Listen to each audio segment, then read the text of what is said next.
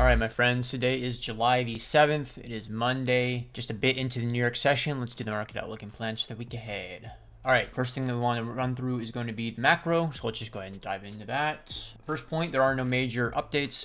Still expecting the, core macro plan of us chopping the summer up and trading up a lot higher later in the year. That's definitely still the main focal point for this. Essentially, what I want to talk about right now is be prepared to buy the dip in Q3. This is not new to any of you guys. You've been hearing me talk about this over and over again. You're probably almost to the point of boredom. We know this is a good plan, right? Like if we get a big sell-off this quarter, buying into it on the majors, specifically, focusing around Bitcoin, and then waiting for that thesis to be proven and then moving down the risk curve, right? This is the, swing setup that we've traded over and over again. Yo guys, hit that like and subscribe button for me. Appreciate it. So let's just go ahead and get into some thoughts on that. So first things first, I already kind of highlighted that point, but you don't want to be overly focused on altcoins. This is not new for me. I've always had my plan centered around Bitcoin, but you want to wait for Bitcoin to give you the setup and then give you the all clear, and then we'll move down the risk curve, right? That's the simple framework that we always use. I drew the stupid fractal on the chart today. No, I don't really expect it to play out exactly the same, but, just around the general guidelines of us, probably trading down. So if you look at this, where we're at, right? We're building out this multi-month composite structure, and then we've got a couple of months up here into the highs, right? What makes sense from here to me is that we reject and hopefully set that kind of higher low structuring. None of this is new, right? We're running off the same macro plan. We're looking for a higher low structuring to bid. And once this kind of setup comes, it's going to be just like we ran, in like March and April earlier this year. This is a monster swing opportunity. It's basically the same thing, except this time around, I don't think that it will remain range bound, right? Like this one, we're very confident that it probably wasn't going to break out. That's the main thesis, is that we're going to stay within the, this green range for a while now. We talked about that at the very beginning. So we expect this to probably reject. From there, though, I do think that instead of it being just an impulse from, deviate the range and trade up to the range highs, this will actually be the impulse that can spark us for that next, major leg like we've seen previously. So that is pretty much it for the main macro plans, right? Like, if you get that big Q3 dip, you want to buy into it. You want to be selective and not go too far down the risk curve, because if you get your timing wrong on the alts, it's not going to matter if you're right in the long run. The drawdown and pain in the front end of the trade is going to be too much. Let's move over into some medium time frame yap. So these are the kind of main plans. We'll discuss the levels and stuff too. Right now, I think, all the anchor VWAPs are telling me the same thing, that, all of them are actually bullish for the most part, which is crazy. The only kind of, swing points that we have to go off of are these two local, swing highs from the weekend. I think this is from the weekend, right? Or I guess from late last week and then the weekend, right? As it stands, right, like this is all pretty bullish. So right now where you're at 108 is technically a bid zone. I'm not getting the feeling that I wanted to go ahead and send this morning, so I'm just chilling, just flat on any lower time frame trading. If we were to get a more substantial dip to 106, though, there's an enormous amount of confluence. So 106 is a very key kind of potential bid to dip zone.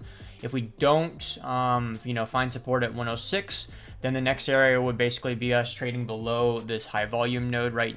Basically attacking the low volume and then expecting a bounce from there.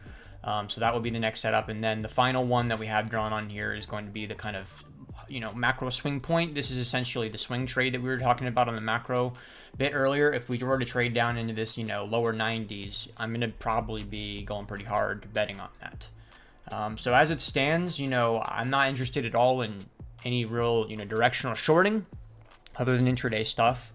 No higher time frame shorting right now. I'm not I'm not really focused on hedging either by any means, because I know that's something that a lot of you guys have on the, in the back of your mind, like, oh, Magus, if Bitcoin's probably going to draw down, then shouldn't we be hedging? I'm not really sold on the idea that I need to be hedged just yet. I think that worst case scenario is that I go into drawdown on my Bitcoin, and I have such conviction that we trade up higher that it's not going to matter that much.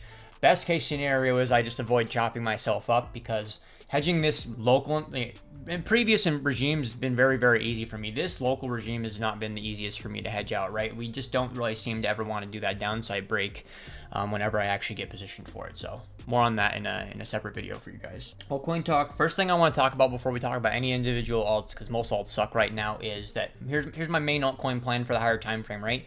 If my plan is I think that Bitcoin is going to trade up a lot later this year, and I also think there's a reasonable likelihood that I can buy Bitcoin a bit lower than where it's at, accumulating and going crazy on alts right now doesn't make sense. When you scan through alts, there's, basically zero alts, right? There's maybe like 2 or 3 alts that have relative strength right now.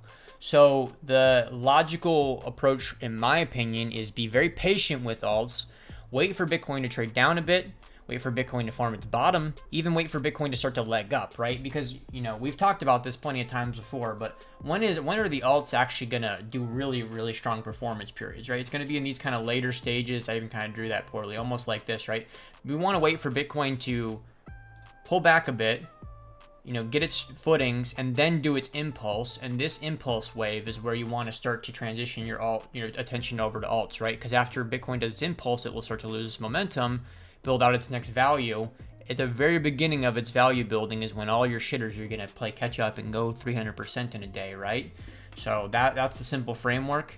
Yes, there's going to be, 2, 3, 4 alts that do really well when Bitcoin's doing its impulse. And we'll obviously, place a huge emphasis in the Paragon on trying to identify those. But those aren't going to be apparent just yet, right? Whatever's going to be the big, strong coin alongside Bitcoin is not really apparent yet. Sure, it could be, like we've talked about, right? It could be Hype, it could be Fart, it could be any of these coins that we're familiar with. But let's just be patient with it. I think that's going to be the better approach, right? A lot of people are going to be FOMO-y with all this kind of stuff. Still every day we see the alt season yap on Twitter, right? Just be patient, The patience is seriously one of the most underappreciated edges in markets. Other than that, just any sort of trading or trading reviews will get shared with you, obviously. I don't plan on doing too much intraday trading today on Monday because my schedule is just too full. But starting Tuesday and Wednesday and stuff, I'll probably be doing a little bit more intraday trading and sharing that with you guys. So that's pretty much it for me out. Just, good luck out there. And I guess let me know if you have any questions. Cheers.